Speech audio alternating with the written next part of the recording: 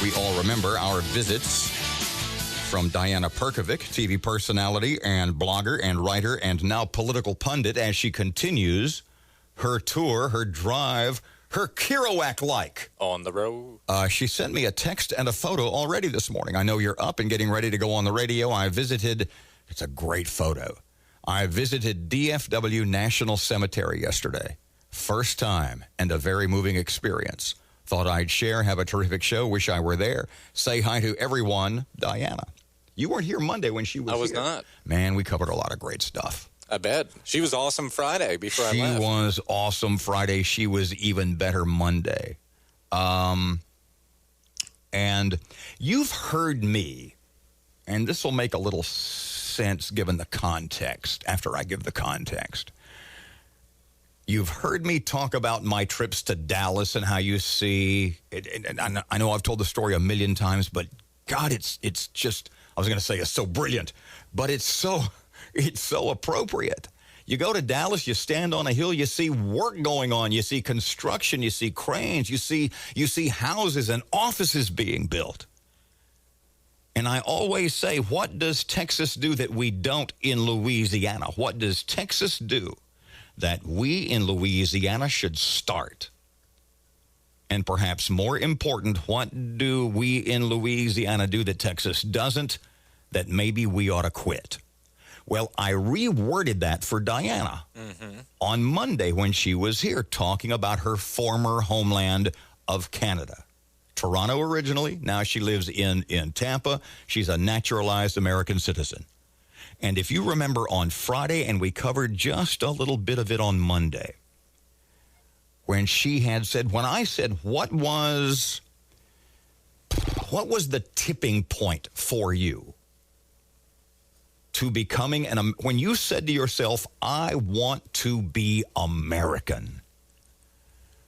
And she said that the USA is still the land of opportunity. That the American dream to an immigrant to this country, in her case, a legal one, and you were here when she made the big deal about that on Friday, weren't you? I was. When we were talking about immigration, and she said, what about the thousands and thousands of people who are trying to play by the rules, who are waiting and waiting and waiting to get in this country legally on the up and up? She said, those are the people that we need to pay attention to. She told us it took her 5 years to get a green card. Yep. And I had said, well, what was the tipping point? What was the factor, the thing that made you want to be American? And she said, because it's still the land of opportunity. And it still is where your dreams, if you work hard, can come true. And I said to her, I asked sort of a rewrite of the question about Louisiana and Texas.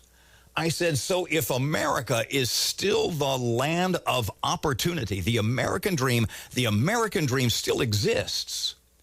What is it about Canada? What is it that Canada does that we don't and they ought to quit?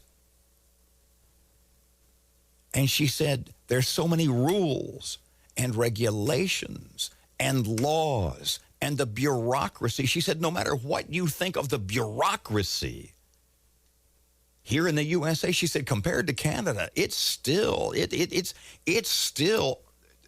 virtually nothing. And we had Mike Johnson here yesterday, State Representative Mike Johnson.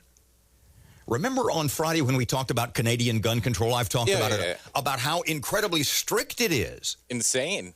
It's you need a permit, you need a license for a CO2 pistol, for a freaking BB gun. Wow. And I thought about Diana talking about all the rules and regulations and how that just steps on the toes, hell, on the throats of everybody's freedoms. And Mike Johnson told this story. This is yesterday, and he's telling me about an intern that he had for a summer, a law intern who was from Canada. So I had an intern, a law clerk, who came down and worked with me about 6 years ago. I used to work for the Alliance Defense Fund, and we'd have law clerks come in. They'd rotate for the summer gig.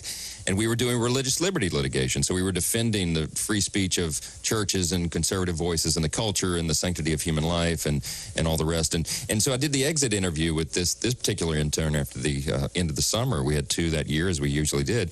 And I said, what was your impression about being in the South, being in Louisiana all summer?